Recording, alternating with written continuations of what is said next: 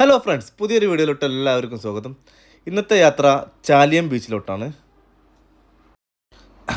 ചാലിയം ബീച്ചിനെ കുറിച്ച് ഞാൻ പറയേണ്ട ആവശ്യമില്ല, എല്ലാവർക്കും അറിയാം. കേരളത്തിലെ ഒരു പ്രധാനപ്പെട്ട ഒരു ടൂറിസ്റ്റ് കേന്ദ്രമായി മാറിയിരിക്കുകയാണ് ചാലിയം ബീച്ച്. ഇപ്പോൾ വൈറലായി കൊണ്ടിരിക്കുന്ന ഈ ബീച്ചിൻ്റെ വിശേഷങ്ങളാണ് ഇന്ന് ഞാൻ പറയാൻ പോകുന്നത്. അപ്പോൾ കോഴിക്കോട് വഴിയാണ് ഞാൻ വന്നത്. കോഴിക്കോട് നിന്ന് നേരെ വന്നത് ബേപ്പൂർ ബീച്ചിലോട്ടാണ്. ഈ കാണുന്നത് ബേപ്പൂർ ബീച്ചാണ്. ഇതിൻ്റെ നേരെ ഓപ്പോസിറ്റിലുള്ളതാണ് ചാലിയം ബീച്ച്. അപ്പോൾ ഇവിടെ നിന്ന് ജങ്കാർ വഴിയാണ് നമ്മൾ ചാലിയം ബീച്ചിലോട്ട് പോകുന്നത്. അപ്പോൾ ജങ്കാർ വഴി എങ്ങനെ പോവാം എന്നെല്ലാം നമ്മളെ വീഡിയോയിൽ കാണിക്കുന്നുണ്ട്. കോഴിക്കോട് സിറ്റിയിൽ നിന്നും ഏകദേശം 12 കിലോമീറ്ററാണ് ബേപ്പൂർ ബീച്ചിലേക്കുള്ള ദൂരം.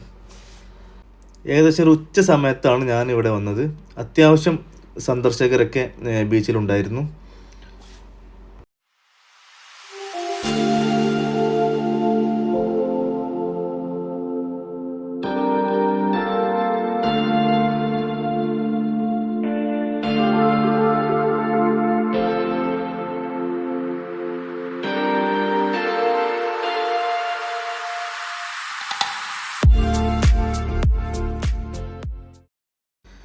ബീച്ചിൽ പുതുതായി ഒരുപാട് ഇരിപ്പിടങ്ങളും ലൈറ്റുകളും സ്ഥാപിച്ചിട്ടുണ്ട്. സ്റ്റിൽ വർക്ക് നടന്നുകൊണ്ടിരിക്കുന്ന ഒരു ബീച്ചാണ്. ട്രഡീഷണൽ ആയിട്ടുള്ള മിഠായികളൊക്കെ ഈ ഷോപ്പിലുണ്ട്. അതുപോലെ തന്നെ ഉപ്പിലിട്ട മാങ്ങ, മുളക്, കേതച്ചക്ക, ഒരുപാട് ഐറ്റംസ്. അതുപോലെ തന്നെ മത്സ്യത്തൊഴിലാളികളുടെ ബോട്ട് പാർക്ക് ചെയ്യുന്ന ഒരു സ്ഥലമാണ്. വ്യത്യസ്ത നിറത്തിലുള്ള ബോട്ടുകൾ ഇങ്ങനെ ഒരുമിച്ച് പാർക്ക് ചെയ്തത് കാണാൻ നല്ല ഭംഗിയായിരുന്നു.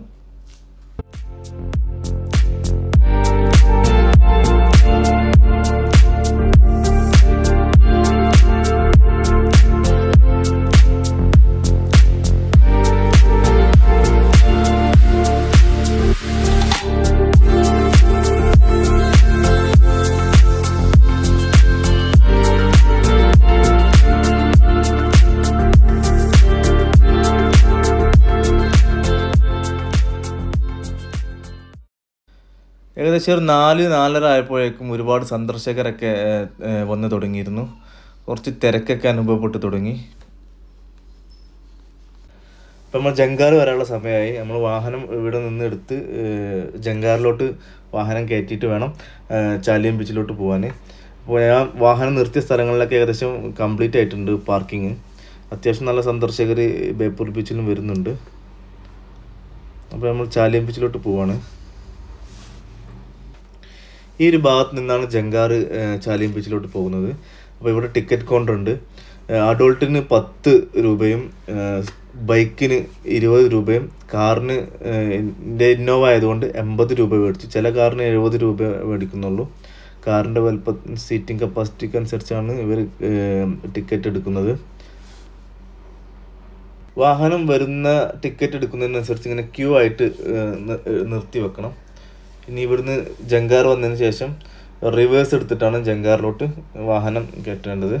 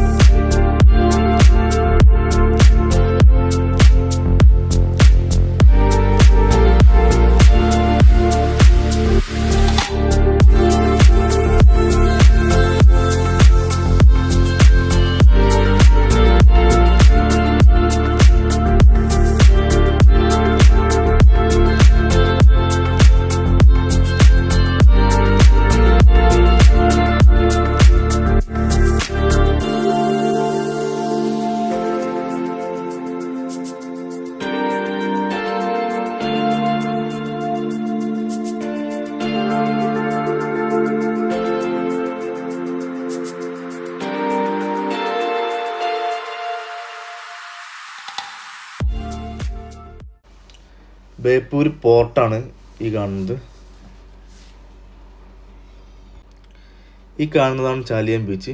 അവിടെ ഒരു യന്ത്രയൂഞ്ഞാലൊക്കെ കാണുന്നുണ്ട്. കുട്ടികൾക്ക് കളിക്കാൻ പറ്റുന്ന ഒരു പാർക്കും കാര്യങ്ങളൊക്കെ ആയിട്ട് ഒരു ചെറിയൊരു പാർക്ക് നമ്മുടെ ഈ ജങ്കാർ സ്റ്റേഷൻ്റെ തൊട്ടടുത്തതായിട്ട് കാണപ്പെടുന്നുണ്ട്.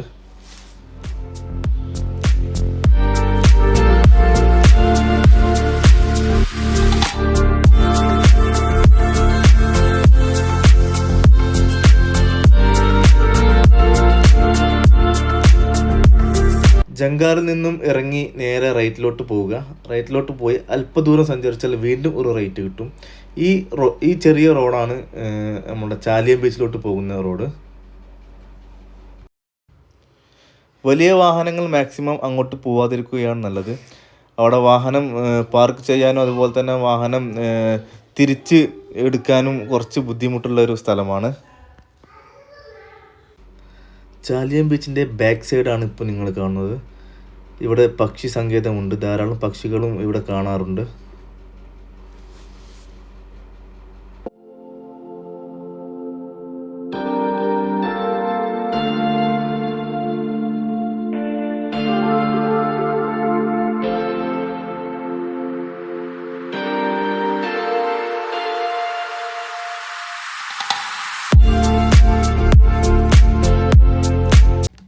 കേരളത്തിലെ അതിമനോഹരമായ ബീച്ചുകളിൽ ഒന്നായി മാറിക്കഴിഞ്ഞിരിക്കുകയാണ് ചാലിയം ബീച്ച്. ധാരാളം ഷോപ്പുകളും അതും ട്രഡീഷണൽ ലുക്കിൽ, അതുപോലെ തന്നെ ഇരിക്കാനുള്ള സ്ഥലങ്ങൾ, ഭക്ഷണം കഴിക്കാനുള്ള സ്ഥലങ്ങൾ, ഒരുപാട് ലൈറ്റുകൾ, അങ്ങനെ ഒരുപാട് പ്രത്യേകതകളുള്ള ഒരു ബീച്ച് തന്നെയാണ് ചാലിയം ബീച്ച്. ഇവിടുത്തെ മറ്റൊരു പ്രത്യേകതകൾ എന്താണെന്ന് ചോദിച്ചാൽ ഏകദേശം രാത്രി 1 മണി 1:30 വരെ ഇവിടെ സന്ദർശകർ ഉണ്ടാവും എന്നതാണ് ഇവിടുത്തെ ഒരു പ്രത്യേകത. എന്ത് പറഞ്ഞാലും ഒരു സേഫ് ആയിട്ടുള്ള ഒരു ബീച്ച് തന്നെയാണ് ചാലിയം ബീച്ചും.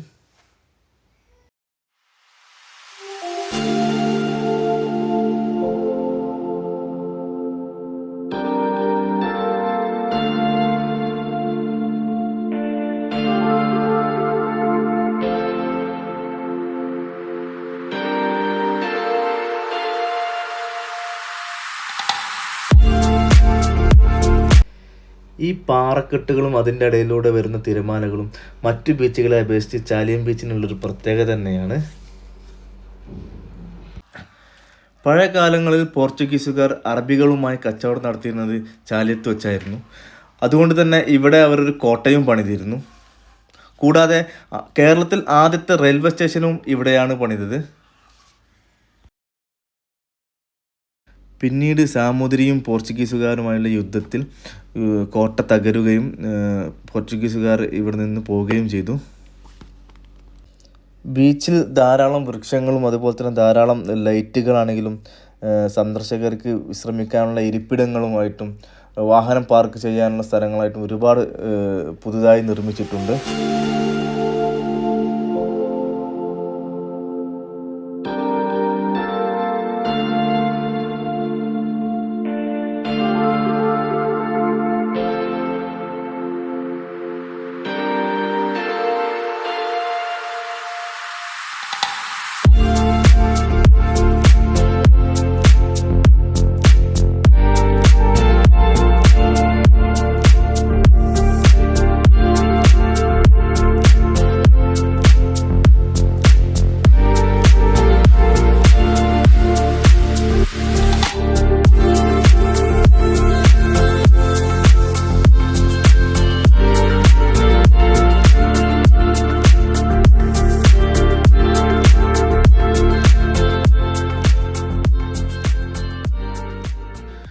വർക്ക് കംപ്ലീറ്റ് ആവാത്തത് കൊണ്ട് ഇതിൻ്റെ എൻട്രൻസ് ഏകദേശം പകുതി ക്ലോസ് ചെയ്തിട്ടാണുള്ളത്. ബേപ്പൂർ ബീച്ചിൻ്റെ പുളിമൂട്ടാണ് ആ കാണുന്നത്. ചാലിയം ബീച്ചിൻ്റെ പുളിമൂട്ടാണ് ഏറ്റവും നീളം കൂടിയത് എന്നാണ് എല്ലാവരും പറയുന്നത്. ഇവിടെ നിന്ന് ബേപ്പൂർ ബീച്ച് നേരെ കാണാൻ പറ്റുന്നതാണ്. അപ്പോൾ സൂര്യാസ്തമയമൊക്കെ കഴിഞ്ഞ് ഞാൻ തിരിച്ചു പോകാനുള്ളൊരു പരിപാടിയിലാണ്. നല്ല രീതിയിൽ സന്ദർശകർ വരുന്നൊരു സമയമായിരുന്നു.